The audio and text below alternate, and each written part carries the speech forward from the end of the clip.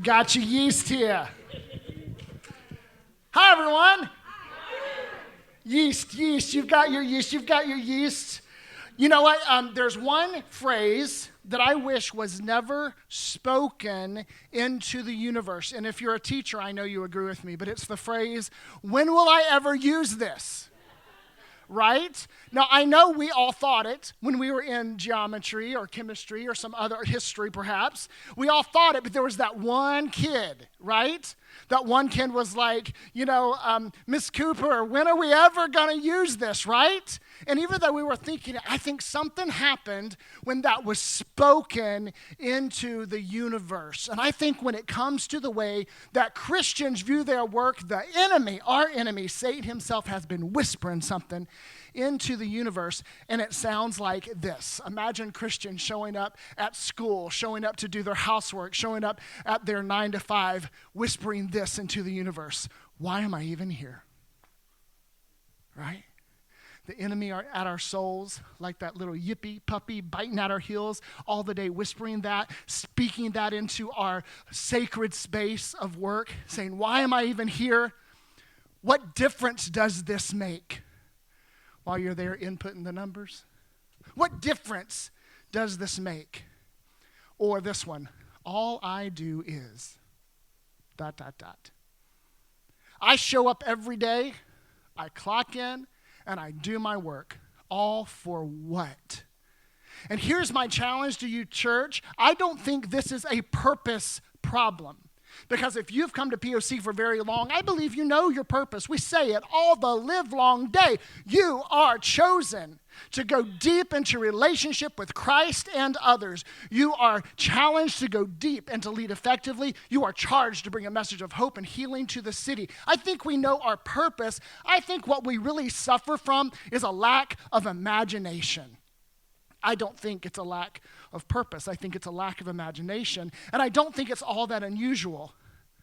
Can the average person imagine what a master chef can do with just a handful of ingredients? Can the average person begin to understand what a master woodworker can do with a solitary piece of wood? Can the average person begin to imagine what a master artist can do with just a few pieces of charcoal? Now, think about your work, the things that occupy your time every day. Can the average POCer, the average chosen, challenged, and charged POCer even begin to imagine what the master can do with your work? What is your work capable of when it's entrusted to the hands of Jesus? In God's hands, can your work transform your department?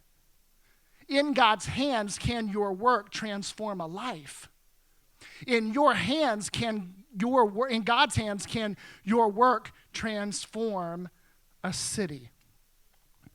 Or better yet, can your work transform a nation? Well, I would want you to ask Jamaica.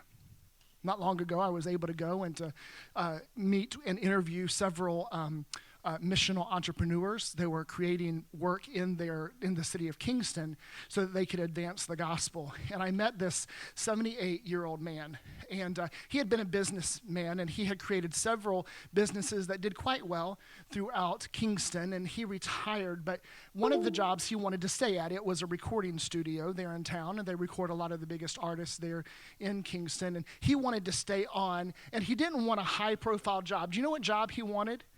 He wanted to be the one that walked the clients through their contracts. So he clocked in every day, he went to his desk, and he pushed papers to get people to sign. When I interviewed him, he told me that his job, when he interviews the reggae and dance hall artists who come in, dance hall is a modern thing, a modern form of music in Kingston, very popular. When they would come in, this is what he would say. Just this executive who pushed papers all day long, he would say, I want to make you a deal. If you refuse to record things that have inappropriate language or that demean women or that put down other races, I will give you this contract for half the amount. That's his job every day. He just goes in, he pushes the paper over, he gets them to sign a contract. From 9 to 5, that's his job.